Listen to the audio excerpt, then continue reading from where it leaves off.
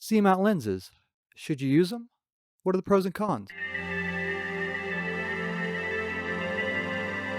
So I'll start off with the pros. These lenses are relatively inexpensive, especially the CCTV ones that I shot most of this video with. I've seen those lenses on eBay go from between $10 and $25. A lot of these lenses are pretty fast, especially the CCTV ones, but even the Canon zoom I have is f2. So the two main pros are the price and the aperture.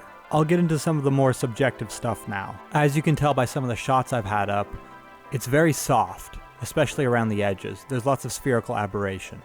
You can sharpen it up by stopping it down, of course, but that kind of defeats the purpose of having a fast lens. The size of these CCTV lenses may be another issue or positive depending on how you see it. They're very small, you can carry them around very easily, you can just put them in your pocket, you can leave them on your camera, but they are a little fickle when pulling focus or trying to find the right aperture. The zoom lens I have is bigger than the CCTV lenses, but it's still pretty small compared to other zoom lenses I've dealt with. These lenses work best on Super 16 sensors, but you can use them on larger sensors. They just may not cover that whole sensor, so you'll have to do some cropping in post. But I've had good results with Super 16 sensors and Micro Four Thirds sensors. The build quality of the CCTV lenses is actually surprisingly good considering the price point.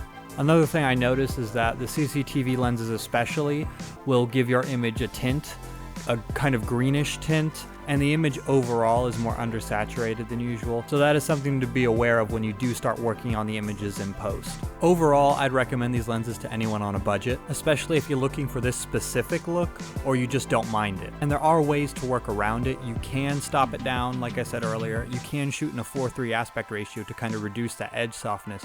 So if you're willing to be flexible, there are definitely things you can do.